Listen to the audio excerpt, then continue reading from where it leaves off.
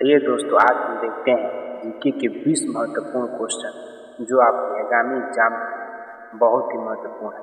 चलिए शुरू करते हैं। पहला प्रश्न है, उत्तर गुप्त युग में जो विश्वविद्यालय प्रसिद्ध हो गया था।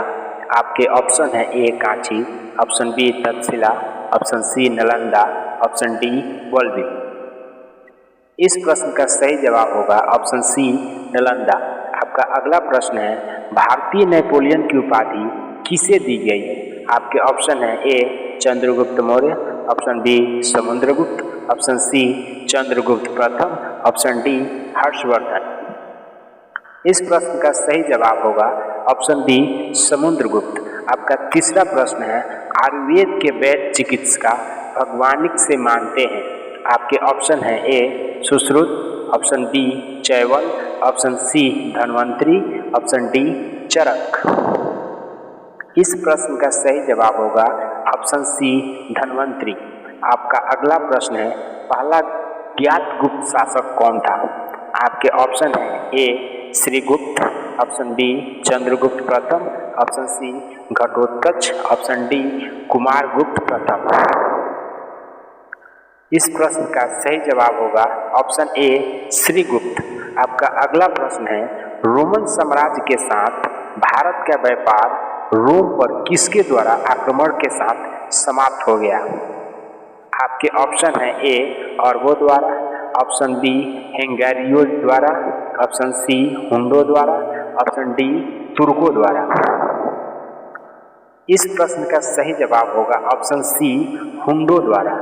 आपका अगला प्रश्न है, आर्यभट्ट और वराहमिहिर के सुविख्यात नाम किसके युग के साथ संबंधित है। आपके ऑप्शन है ए गुप्त वंश, ऑप्शन बी कुषाण वंश, ऑप्शन सी मौर्य वंश, ऑप्शन डी पाल वंश। इस प्रश्न का सही जवाब होगा ऑप्शन ए गुप्त वंश। आपका अगला प्रश्न है, इलाहाबाद के स्तंभ में किसकी उपलब्धियां उत्कीर्ण है। आपके ऑप्शन है A Chandragupta Maurya, option B Samudragupta, option C Vikramaditya, option D Skandagupta. इस प्रश्न का सही जवाब होगा ऑप्शन बी समुद्रगुप्त। आपका अगला प्रश्न है, चीनी यात्री हयान किस गुप्त शासक के शासनकाल के दौरान भारत आया था। आपके ऑप्शन है A Chandragupta Maurya, option B Samudragupta, option C Chandragupta द्वितीय, ऑप्शन डी कुमारगुप्त। इस प्रश्न का सही जवाब होगा ऑप्शन सी चंद्रगुप्त द्वितीय। आपका अगला प्रश्न है, गुप्त युग का प्रवर्तक कौन था। आपके ऑप्शन है A Ghatotkacha, option B Srigupta, option C Chandragupta प्रथम, ऑप्शन डी समुद्रगुप्त।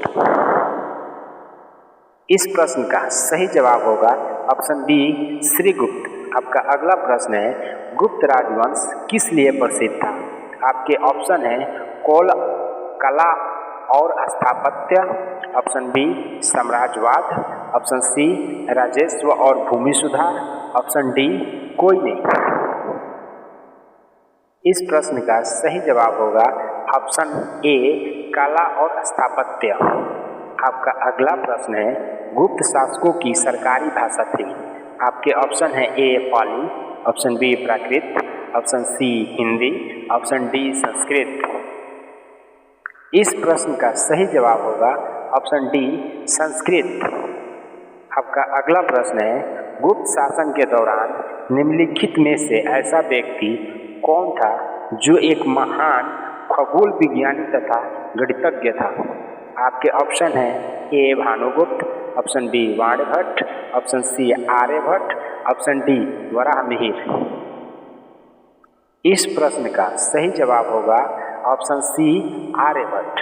आपका अगला प्रश्न है, गुप्त राजा जिसने विक्रमादित्य की पदवी ग्रहण की थी वह था। आपके ऑप्शन है ए स्कंदगुप्त, आपके ऑप्शन है A Skandagupta, option B Samudragupta, option C Chandragupta द्वितीय, ऑप्शन डी कुमारगुप्त। इस प्रश्न का सही जवाब होगा ऑप्शन सी चंद्रगुप्त द्वितीय। आपका अगला प्रश्न होगा, निम्नलिखित में से गुप्त वंश का वह राजा कौन था जिसने हुंडों को भारत पर आक्रमण करने से रोका? आपके ऑप्शन है Skandagupta, option B Samudragupta, option C Chandragupta द्वितीय, ऑप्शन डी कुमारगुप्त। इस प्रश्न का सही जवाब होगा ऑप्शन सी चंद्रगुप्त द्वितीय। आपका अगला प्रश्न है गुप्त संवत निम्नलिखित में किसके द्वारा स्थापित किया गया था? आपके ऑप्शन है चंद्रगुप्त प्रथम, ऑप्शन बी चंद्रगुप्त द्वितीय, option C Samudragupta, option D Kumaragupta. इस प्रश्न का सही जवाब होगा ऑप्शन ए चंद्रगुप्त प्रथम। आपका अगला प्रश्न है गुप्त काल में किस धातु के सर्वाधिक सिक्के जारी किए गए थे?